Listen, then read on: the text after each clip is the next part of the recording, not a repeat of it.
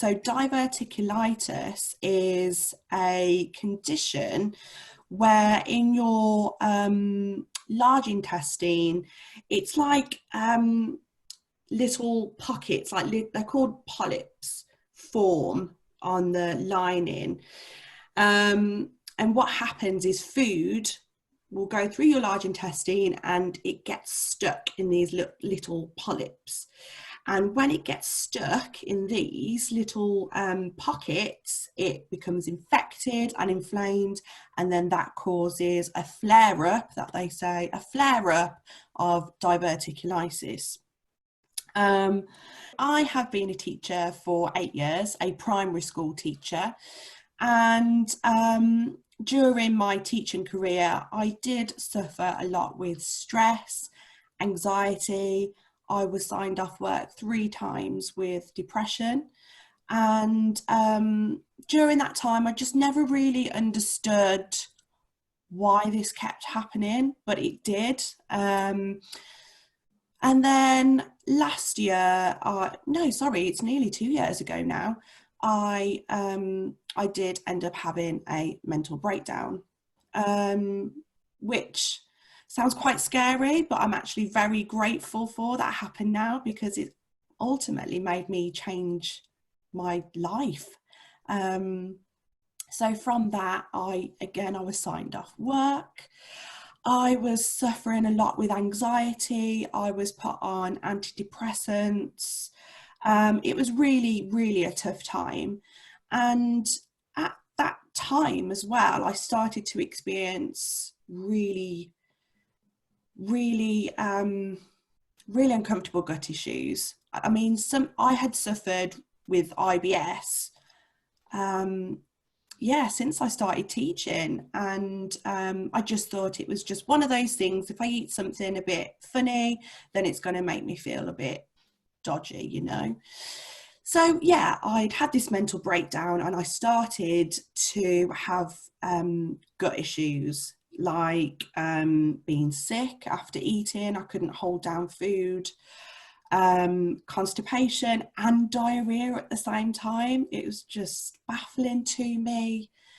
I would bloat terribly. I mean, I would look pregnant. People asked me when I was due to have a baby because I would bloat.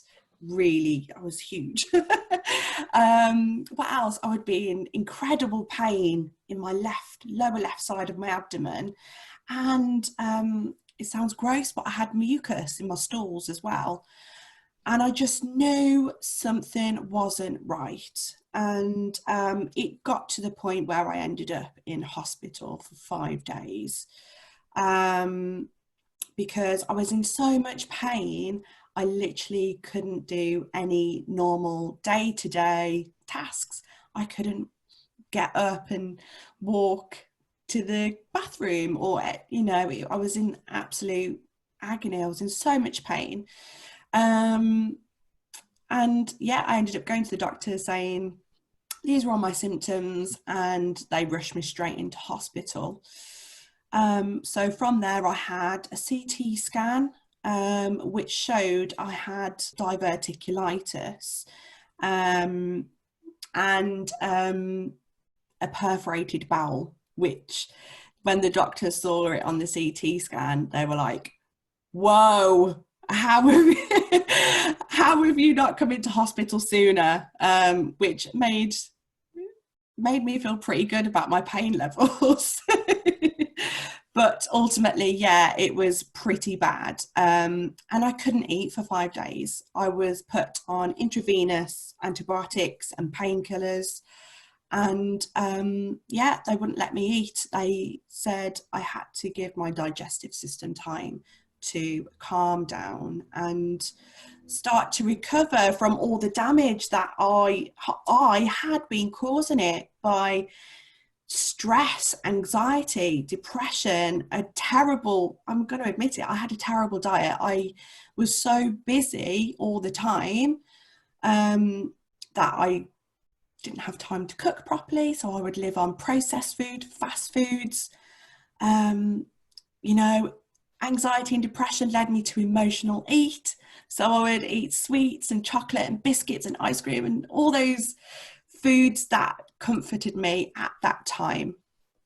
But ultimately, it led me to diverticular disease. And when I spoke to my doctor about it, I said, how has this happened? Because he said to me, it's really rare for someone your age, Jess, in their 20s to be diagnosed with diverticulitis. And I was like, well, how has this happened to me then? Why has this happened to me? And he said, well, we don't really know why this happens. Research has shown it's due to the Western diet. You're not getting enough fibre and all this. So I was like, right, okay. But actually, after my training and everything that has led me to be a health and wellness coach, I genuinely believe that it is years of chronic stress and anxiety and depression where my digestive system hasn't been working properly. It's been shut down, and it's just led to being diagnosed with diverticular disease. So that is my journey with diverticular disease, and you know, it is now my mission to look after myself, my health, mental health, physical health, and it's something I'm really, really passionate about, and that's why I do what I do now with teachers, because I know it's not just me out there. The more I've spoken about diverticular disease and anxiety and depression, the more other people have started to open up to me about it. So that is my mission, you know, to show people this is what happens when you are chronically stressed. It might not be diverticular disease, but eventually down the line, it will lead to some sort of illness or disease. And the treatment of diverticular disease, like I said, I had intravenous antibiotics. And after the 5 days in hospital, I was sent on my way back home with some more antibiotics. And I found during that time when I was taking the antibiotics, I had a lot of thrush, craved a lot of sugar, and that's what I know now is that bad bacteria in my gut, isn't it? That's craving the sugar, it thrives off it, and that's what leads to having thrush. So because the antibiotics themselves are acting on also the beneficial bacteria in your gut if you take them orally, of course. And that is where there is again the disbalance. And mind you, I mean, it's life-saving to take antibiotics when you need them, but it's important to replace those. Indeed, yeah, because it just wipes out the whole your colony, doesn't it? And I think it's quite important as well to remember that your microbiome isn't just in your gut. It is literally your skin, your hair, your saliva. Your microbiome is everything, and it will just wipe everything. So that's why part of my recovery with diverticular disease has been taking probiotics and prebiotics to prevent gut dysbiosis, get, you know, it back into balance again, because you know, it's got anti-inflammatory properties, and that's what I was suffering with, was a lot of inflammation and infection. So once the antibiotics treated the infection, then I can use the probiotics and a lot of other different techniques like self-care and things like that to target the inflammation. But probiotics are a massive part of my recovery in healing my gut, and touch wood, I haven't had a flare-up in, my goodness, a long time. It's been probably about half a year, 6 months. So it was a long journey. It took a lot of hard work and research and working with a dietitian and It was a long journey, but you know, it's paid off in the end. And yeah, probiotics, I try and get those as much as I can in my food. It's particularly prebiotics as well, you know, feeding that good bacteria in your colon.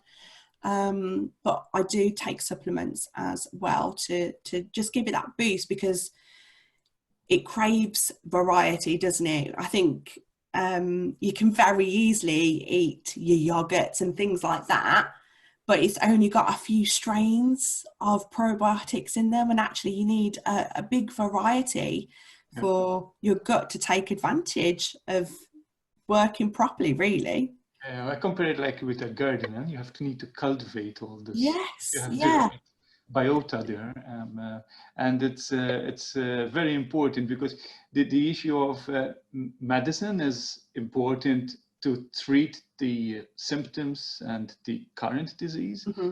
But you did an excellent job, because you also treated your gut, the cause of eventually more problems. So it's nice that you take both into action when you have this. And it's also, I think it's extremely great of you, you know, that you went through all this and you want to share it with others, to actually learn and understand what can happen. Yeah, You know, I think, and you help them to go through any issues, and maybe also give them advice on how you actually not just treat, but also take care of yourself during treatment and after treatment, to really make sure that you have the right balance for your sanity as well. I mean, yeah. you know, Definitely. also, Because it is hard. It does, you know, when you can't eat certain foods, or like when I did have a flare up, it's advised to not eat for about 24 to 48 hours to give your digestive system time to calm down. And then if pain and uncomfortable and mucus and things like that persist after the 48 hours, then definitely go to your doctors, because it's likely that you've got an infection and you need antibiotics. But usually once you start to feel those niggles of pain, if you stop eating and just have a clear liquid diet, that will give your digestive system time to calm down and recover. But it's so difficult not being able to eat, because it's just some, you know, it's your fuel. It's what you do every day to fuel your body. But when you can't, it's such a mental battle, and it is difficult. So you know, like I said, that's part of what I do is coach people through that process, because it is physically and mentally hard work. But I am here to show you that you can do it, and you know, you can live a happy, healthy life even with the diverticular disease, you know. So excellent. I mean, thank you very much for this share. It was really really interesting and also informative. And of course, I would like therefore to thank you for being with us. Also, I would like to shout out there that if anyone resonates with any of these symptoms, or have a stressful teacher life, so now you know there is our friend Jessica. So thank you very much. Thank you for having me. For the listeners, please, if you have any comments, send any comments. Love to hear from you.